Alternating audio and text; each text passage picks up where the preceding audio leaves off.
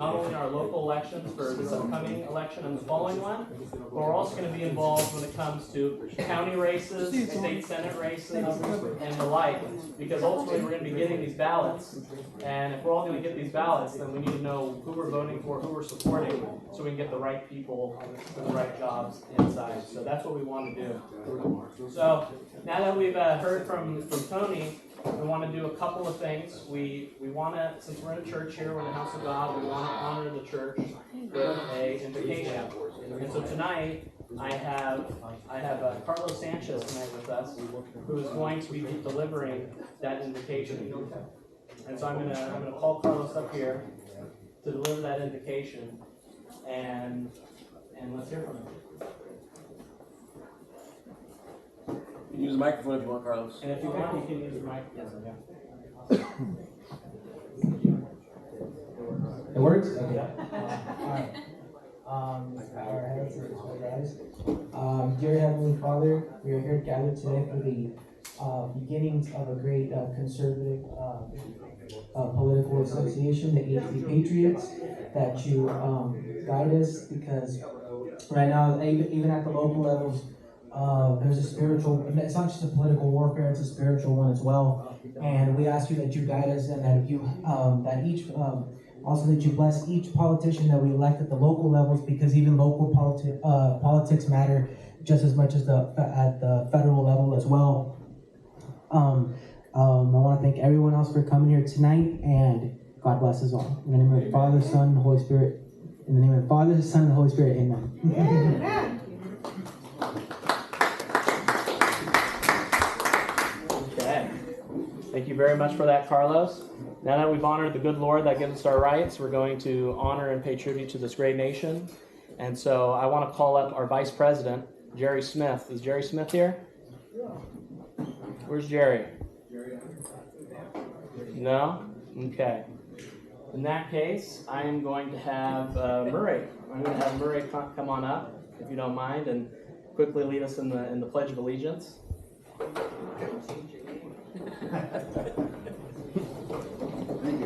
Absolutely. Everybody, as a reminder, please remove your caps if you got some caps on. I pledge allegiance To the flag of the United States of America and to the republic for which it stands, one nation, under God, indivisible, with liberty and justice for all. Thank you so much, Murray. Okay. Okay. So, next thing we want to go over real quick before we move on to hear from our next speaker is I want to go over a couple of little things to clarify things. First of all, our mission, right? Our mission statement. Why are we all here tonight? And we're here tonight because we're people that want to see Huntington Beach thrive. We want to be somewhere we want to be a group that doesn't focus too much on partisan extremes. We don't want to be a group that gets lost in national policies, national politics. Rather, we want to be a group that focuses on what's going on locally, right? And I think based on what I've been involved with the Public Works Commission, and being somebody that's been running now 2 campaigns, I ran for City Council in 2022, and I'm running again for City Council. A lot of times people would ask me questions and say, what's your position on abortion? What's your position on transgenderism? What's your position on, immigration? And these are all important issues, and I always tell people, but the thing is that we have so many things like our roads, we have public safety, we have our small businesses that are being crippled. We have so many things going on in the city that I want to have attention brought to. And so one of the main drivers as to when I established this organization was I wanted us to focus on local issues and things that happen in Huntington Beach. And there are other groups as well that we are willing to collaborate and work with. However, I think that our focus of serving the community, of being focused on what's happening locally, is really lacking right now. I don't think there's a group really like that really is able to address the local needs, our local roads, our streets, that kind of thing. And I think that's something that's really important. Tonight we're going to hear from a couple more speakers. We're going to hear from a wonderful woman named Sonia Green tonight, and she is somebody that has experience with grassroots organizing, bringing in people, having people go and fight for conservative causes, fight for faith, family, and freedom, all the things that we cherish and value. And I think that she's going to be an excellent voice to contribute tonight on that end. And then later on, we're also going to hear from Ron Flores as well. And Ron is in charge of a group called Basta, which actually means enough in English. And this is a group that's really important because it's something else we have to keep in mind here locally is we have other communities, right? We're a whole HB community, but we also have the Latino community within the community. And for example, that's what he is experienced in reaching out to that group. And I think that as conservatives, we can do a better job reaching out to some of these other groups and fighting against this narrative, this old, tired narrative that I've been hearing over the years that, you know, we're like old, geriatric white men, you know, sitting around. That's not the case. We in this group are embracing the future by honoring the past. And I think that the right ideas are those of our ancestors that built this country and made it great. But I think that we have to also at the same time, you know, play the game correctly, use new tools, use the right communication. That way we can win in the state and finally triumph as well. And so that's really another aspect as well. So if you can look around, I can tell you right now, the average age in this group is far lower and far in a healthier median than some of these other groups around where, you know, I respect all of them, however, it's, you know, 70 plus only, basically, to be honest with you. You know, in this group, we have everything. We have the energy, the vitality of the youth, but we also have the wisdom of the elders to guide the youth. And I think they come together like yin and yang. You need both of them in order to have a complementary balance to be successful. So after saying that, I'm going to introduce our next speaker, and we're going to she's going to give her speech, and then after that, we're going to then bring up our next speaker, and then we're going to do and then I'm going to give my talk at the end, and then we're going to do a Q&A for all three of us. Is how we're going to do it to speed things up a bit. So, Amory, do you have a question? Yeah, I have to go, but I just wanted to say we're having our third campaign event for Mr. Amory Hanson, a historic choice, on, I believe it is October 21st, I believe, on Saturday. It's a Saturday at 3 p.m. So anyone who's interested, please join us. Where is it at? And I'm sorry, I did not get the date right. It is, wait, yes, I did. So. Oh, I did not say, did I? It is at the Northside Cafe. So we've done two, one at Stoney's and one at the Corner Market. This will be our southeast one. Perfect. Well, Amory, thanks for coming tonight. We appreciate having you. No problem. Absolutely. So we're gonna, without further ado, we're gonna bring up our next wonderful speaker, Sonia Green. Wow, thank you.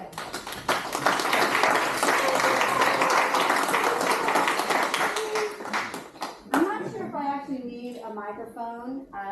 You may not believe it, but I was a cheerleader, so I have a loud voice. But anyway, I am here to definitely commend Pano and the HB Patriots. I love that idea. And what I have done after my run in 2020, some of you have heard this story, but if you don't mind, how many would like to hear the story of why I ran? Not enough, I'm not telling you. Okay, so in 2020, I was one of the proponents, well, actually not proponents, but I was one of the reps to recall Gavin Newsom during that time. And we worked tirelessly. I would drive all over California, even Riverside County, even in Menifee, you name it, to get signatures if they didn't have transportation. So that's how devoted I was to it. And I actually opened up my office for people to come in and sign the petitions. Well, I was out there protesting to keep the beaches open. And we found out that the city council then had told the mayor, no, we're going to close them. And I thought, what? Well, the mayor? So that's when I realized, wow, the city council has a lot of power, which I had said 13 years before. These people are coming up through the local government. We need to pay attention. So at that point, I joyfully started saying, I'm going to run for city council. Well, I was joking, but I did say it. So what happened was, I went home. I am a prayer warrior, definitely a Christian. Jesus Christ is my Lord and Savior, and God is the King of the universe. So I went praying, and I said, Lord, what are we going to do? We're going to lose the city. And he said, you're going to run. And I said, okay, that's exactly what I'm going to do. I own a staffing company. I know people. I place people. So I said, Lord, I'm gonna run, I'm gonna answer that call. So I went to the next rally, I said, where do you live? Huntington Beach, you need to run for city council. And I kept looking for somebody else, they'd say no, they said no. So I showed up to another rally, showed up to the board of supervisors, so finally, I said, Lord, what do I do? He said, run. I said, okay, I'm gonna run. So then I called another candidate. I said, will you run for city council? No, I'm not gonna do it. But you gotta do it, we're gonna live in the city. I said, we have to unite the party. He said, it'll never happen. So I called someone else, they said the same thing. So I said, oh my gosh, what am I gonna do? So he says, you're gonna unite the party. Well, anyway, I finally threw my hat in reluctantly. I was the first one that I know of that, Lisa Clerk, and I think it's the clerk that's there. She's very nice. So anyway, she said, okay, this is what you do. Get your signatures. I got my signatures literally that day, which was strange. The next day, I put my hat in. So that's where it went, and then I just sat there and just continued to work until someone called me and said, you need a campaign team. I said, oh, well, what's going on? You're in a race. I said, okay. So I ended up on a Zoom call, and when I got on the Zoom call, there was like 18 people there. And I thought, oh my gosh, all these people are here to attack me. This is the other side that wants to destroy my city. And it turned out they were all conservatives. I was like, what is this? How did this happen? Where did these people come from? And why wasn't somebody talking about this prior to? Why didn't they get in the game and say, hey, look, Sonia, I know you put your hat in, but we have people that ran before. Or we have people that we know already that's been doing things in the city. Can you step out? And I'm like, yeah, I'm glad I come to you today. That'd be great. But no calls ever came. And by this time, you're already on the ballot. So as they were talking and they were presenting questions and things like that, and I always had a solution because I'm about solutions. And then finally, it was Russ Neal, and he said, well, if any one of you know that someone's rising to the top, because there's 3 openings, would any one of you back out? Now, there's like about 18 of us there. I raised my hand. I had no problem with it. Everyone else said, no, I'm going to win. I'm going to win. You hear that 17 or 18 more times. I'm like, wow. So I interjected. And I said, you know, if I may suggest this, or if I can clarify, and I was really nervous because all these people, I still wasn't quite sure what was going on. But I said, I think what he's trying to say is, if there's only 3 openings and there's so many, we really don't want to lose these seats. So it would be mature of us to push and support the other candidates. So let's have them go forward. And they all rebutted me. They all said, no, I'll never have, I'm a winner, I'm a fighter, I'm a winner, I'm a fighter. Remember one of those phrases. So I said, okay. So I called the man the next day. And I'm getting to a point, I hope I'm not boring you. If I'm boring, am I boring you? You sure? Okay. Let me know. So you're boring me, and I'll cry and it'll be over. Okay, so anyway, so I called the guy the next day, and I said, hey, you know, Russ, I have a question to ask you. I said, do you know who's ahead? Well, no. You don't know? No. I said, well, why do you ask the question? Well, I just wanted to know. I said, well, we would need to know so we know who to back out and support. Yeah, well, that's always been a problem. This is a big problem. So then the race kind of continued on. I had 25 days to campaign. So I said, okay, Lord, I went back to praying. About a Tuesday. And I said, Lord, if I got 150 votes, I would be so grateful that 150 people believed in me. That's amazing. And the next Tuesday, I was driving. I think I was going to Basilica, as a matter of fact. I was pretty hungry. So I was driving, I said, Lord, if I got 1,500 votes, wow, would that just be a blessing? I feel victorious. By the end of that run, I nearly got 12,000 votes. And I literally felt victorious. 1, because I answered the call. 2, my eyes were open to everything that I saw that was flawed. We had conservatives attacking other conservative candidates. We had people that didn't know data. Not only did we not have people that didn't know data, we had people that allowed a slew of people, 18 dozen of eggs, to run for 3 spots. And nobody called anybody to move them around. So I thought, you know, this has got to change. Something has got to happen here. So then Russ called me again around the first of the year and asked me to come on and join something to endorse a candidate. I forgot his name now. Morlock, I think it was. Anyway, so we were doing that stuff. And then we got into another discussion, which I provided solutions. So after providing those solutions, I said, listen, what we need to do is we need to unite everybody. We need to get all these groups together, and we need to unite under one vote. And let's be smart about things. We got to get ahead of the game. This will never happen. We're in a pandemic. Who's going to listen to it? I'll be back and I'll let you know. So I got a church to agree to it. My first meeting, the room held 45 people. 80 people showed up. The next one was 150. The next one was 220. One of the last ones was 350, 400. John, he was always there. And thank you for helping me set that all up. That was really amazing. Well, one of the events that got so large, it was amazing to me because I looked out at everybody and I realized something, that there wasn't really a leadership platform. People need a leadership with real solutions, real actives, real plans, real strategies to move us ahead where we're proactive and not reactionary. If you're reactionary, if you're always fighting on the back of your heels, we're going to collapse eventually. But I'm a fighter and I like to move forward. I like to thrust those jabs. I like to punch. I like to kick.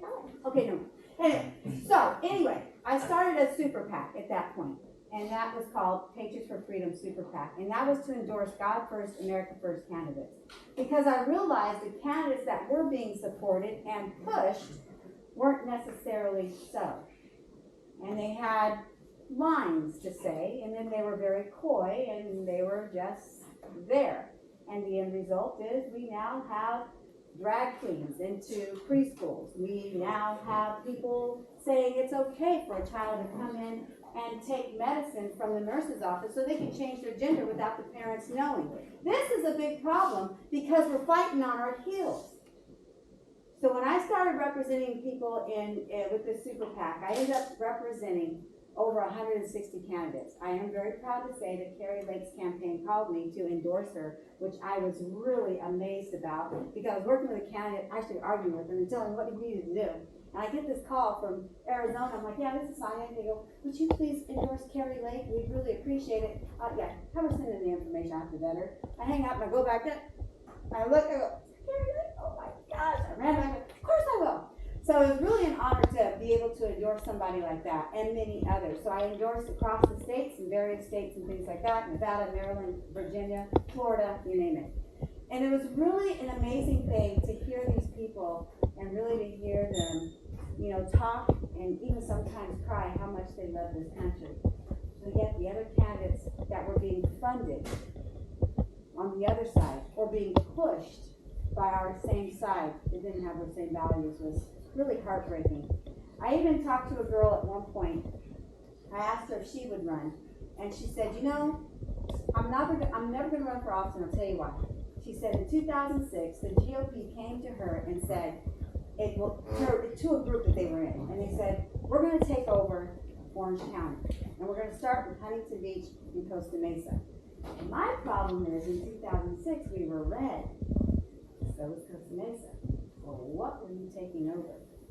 And I looked at where we were at that point, and I said, something's not right here. Something's not adding up. Who are these people, really? So I started putting two and two together. So after that situation occurred, things started also coming to light for me.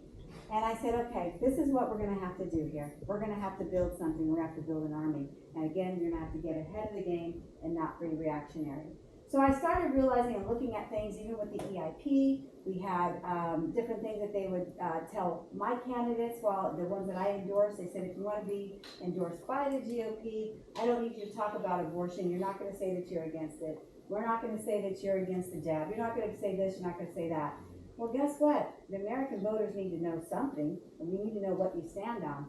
But those are the things they didn't want you standing on. So that was a problem for me, too. I don't know how you guys feel about that, but I know my truth, and I'm going to stand on it. Nobody's going to ever take it away from me. I'm against abortion. I'm going to tell you a story. Am I boring you yet? No. Are you sure? No. All right. Okay, I like this. I was one that thought, well, I've never had an abortion. I was like, well, what if they are raped or it was incest? And, let's say, my daughter got pregnant, and I thought I was way too young to be a G-mom. So I said, you know what? You need to take care of this. But something in my soul, thank God, I'm a Christian, maybe not a strong one at that time. I'll have to admit that. That's another story. And I said, you know what? I had sense enough to leave it alone. I asked her the next day, I said, what did you decide? She said, I'm going to keep it. I said, that's fine. Next thing you know, I had baby stuff everywhere. But my point is this.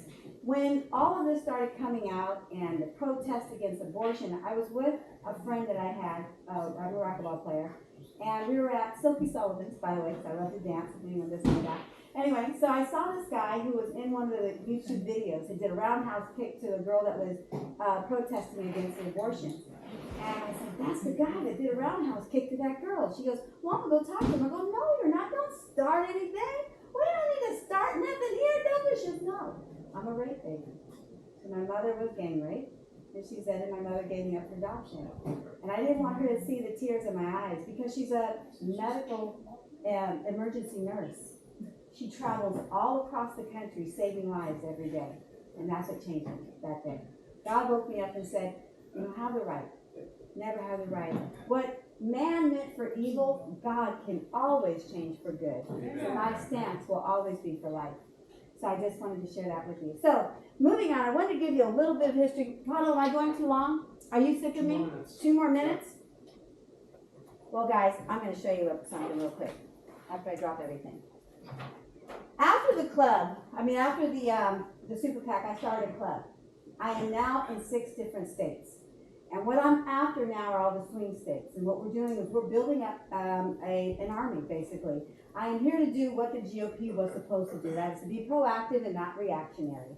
Okay? And I just want to show you something. Maybe not all of you will be able to see it, but hopefully I'll get through this chart quick enough. This is a platform that I had designed, or I designed this little cover thing. If you see this, you may not be able to read it, but I'll explain it to you real quick. This is the problem. We have the Democrat machine. They find their candidates, and they find all the funding sources. Plain and simple, okay?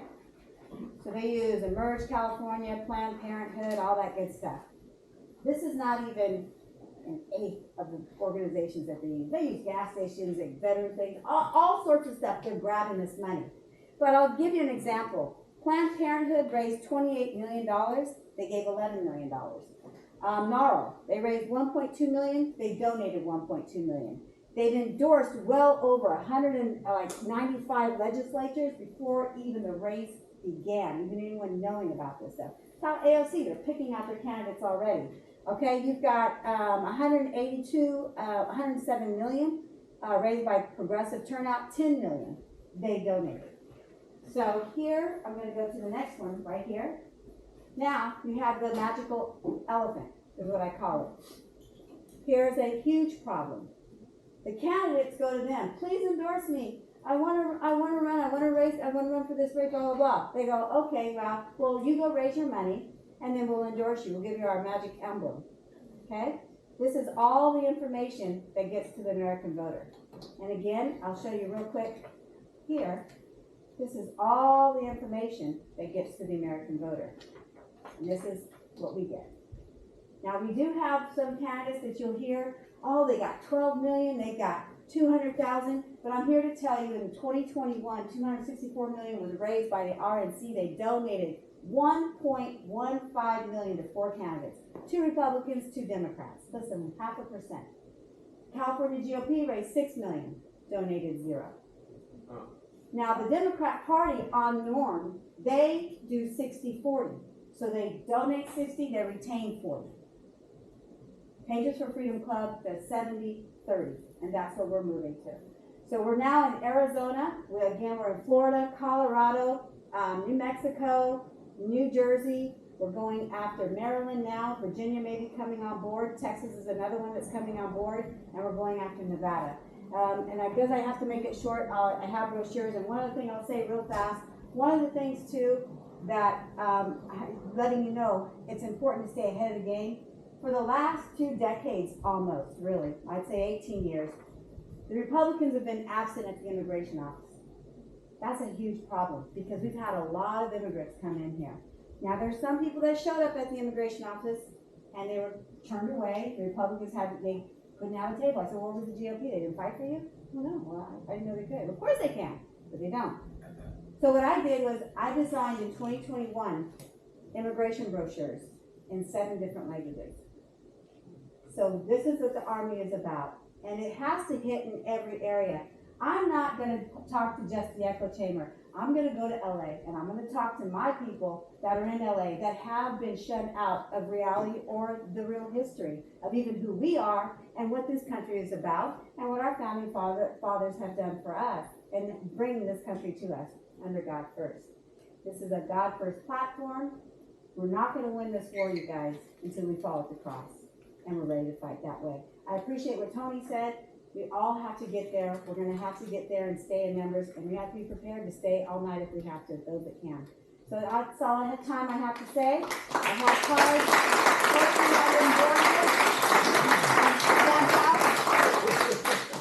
And if you want to talk to me later, I have a couple of things for you. All right. Well, Thank you, Connor. Thank you, Sonia. And we're also going to hear from Sonia a little bit later when she's going to sing us the national anthem.